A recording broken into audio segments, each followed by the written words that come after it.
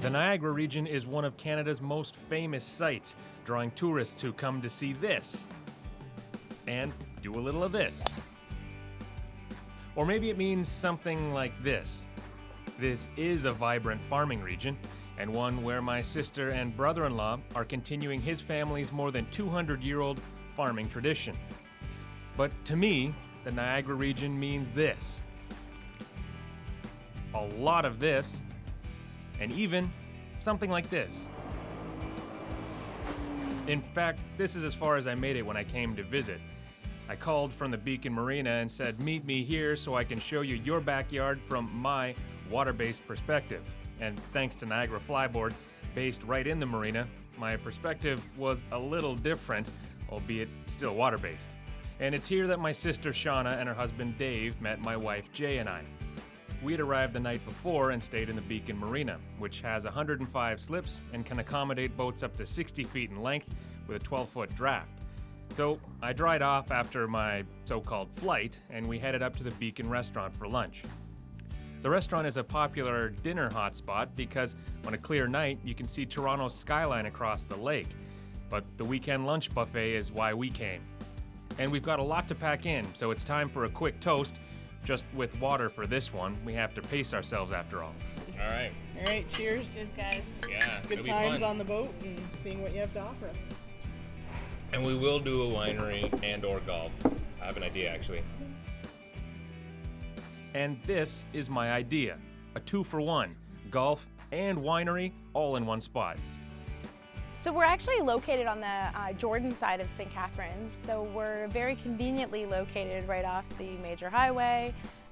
The boat marinas aren't too far. Everything's within 10 to 15 minutes from here. Lots of accommodations. Shauna drove us today, but she's not kidding. It was only a 10-minute drive from the water. Something very reasonable by cab, especially if you want to spend the whole day here, which you easily can. There's the small museum that shows you how wine used to be cultivated. There's the golf, which I definitely want to check out. And there's also the tasting. This is a winery after all.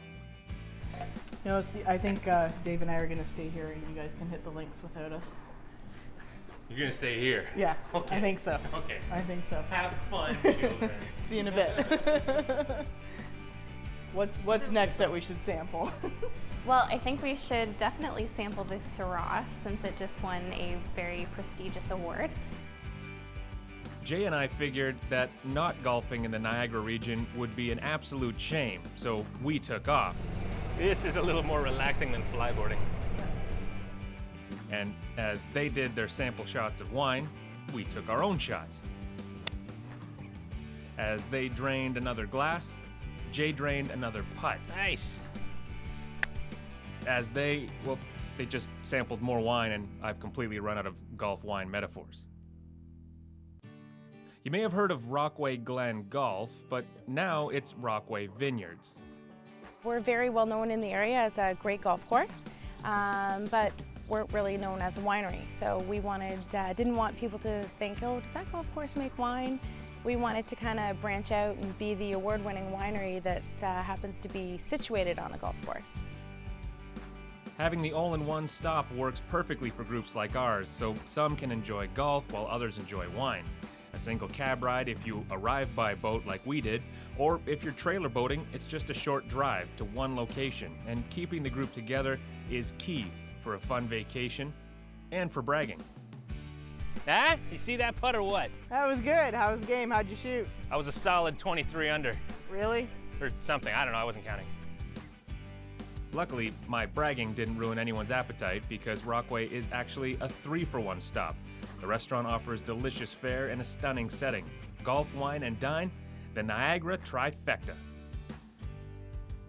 Heading out at dusk offers a stunning light show and some flat-as-glass running along the southern shores of Lake Ontario. An amazing experience on any lake, but on a massive one and having it all to yourself, well, just about, is truly incredible. As we tie up in the St. Catharines Marina, we have just enough light to get the canvas back on. Perfect timing. Stay tuned, our Niagara exploration gets a little wet later in the show. Welcome back to PowerBoat Television, day 2 of our Niagara adventure. Today we're in Niagara-on-the-Lake, and if you haven't been here, it's worth the trip. It's beautiful. There's wineries, there's orchard, beautiful architecture, the Shaw Festival Theatre, Fort George. Just a beautiful little town on the historic Niagara River. But we're PowerBoat Television, we're not here for orchards, and we already did the wineries. So what's today all about? Check this out. The famous Whirlpool jet boats. There's 8 of these custom boats on the river, departing from 3 different locations, but all ending in the same spot, the Whirlpool.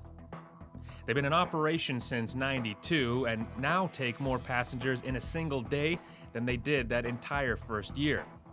The biggest boat holds 54 passengers and is powered by 3 1,500 horsepower Volvo Penta turbo diesels. We have kids as young as 4 to 6, and we've had guests on our boat as old as 80. So pretty much families, grandparents, corporate groups, schools. The great thing about jet boating is that everyone can enjoy it.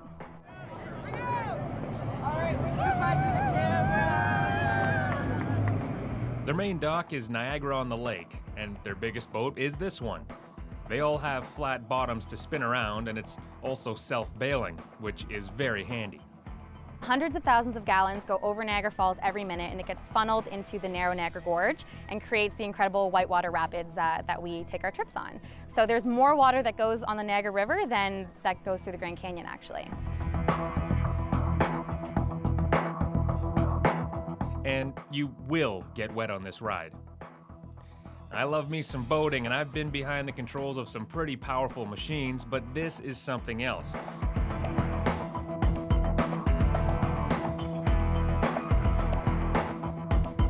Which of course meant that we had to give our respect and thanks to Captain Mike.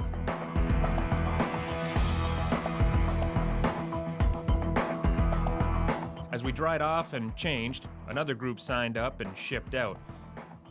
But we didn't leave before we collected our Whirlpool video. That was enough intense action for one day, so it was back to the quiet refuge of St. Catharines Marina. It's located at the mouth of the Welland Canal with 180 slips for both seasonal and transient boaters. Close to bike trails and far enough from major roads to avoid the noise of traffic, this is a great stop to relax and replenish. Their service department and store may be small, but it's loaded. Only 3 of us came back to the marina, and we decided to head right back out on the water. Dave said he had to go back and do farm chores, a convenient excuse. I think all he wanted to do was stay on dry land after surviving those rapids in Whirlpool. In any case, Shauna, Jay, and I left the serenity of St. Catharines Marina and cruised west past the canal a few clicks to Port Dalhousie. It's a popular spot for transient boaters with multiple bars and restaurants and a small but popular beach. For us, it was dinner at the highly recommended Pier 61, right on the water. Here we met my mom and stepdad, who are going to spend a few days with us. We talked about the food, as always, and the jet boats, but the Welland Canal kept coming up. I mean, it's right there. As we got back on the boat and slid out of Port Dalhousie and back into the lake, we all came to the same conclusion. We've got to do it.